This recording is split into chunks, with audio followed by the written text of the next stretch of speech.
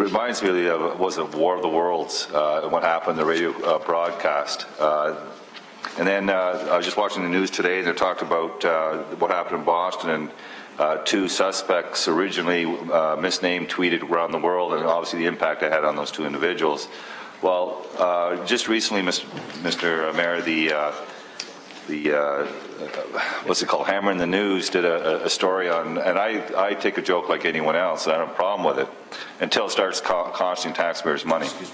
And the site tweeted and quoted me as saying that I was pursuing a fine for cutting lawns diagonally.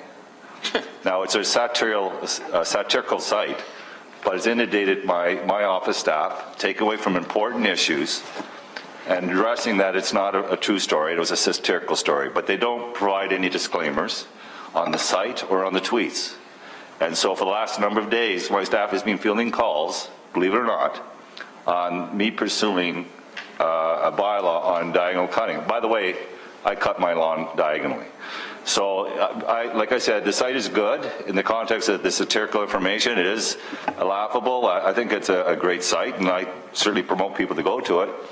But I think they need to put a disclaimer on it to ensure that people aren't confused with the information that does go out, because nowhere does it say on the tweets or otherwise that is a satirical site, and people actually, unfortunately, get bent out of shape, and anxiety sets in and starts calling when they believe it to be true. So I want to make it clear that the site, I did make contact with the individual, and I didn't ask him to remove the story because I find it kind of funny myself. But all I'm asking them to do is to ensure that they put disclaimers so people understand it's not real news. It's a satirical piece to create some laughter and lightheartedness on current events. So I want to make clear to my constituents that no, there's no bylaw that I'm pursuing for diagonal cutting.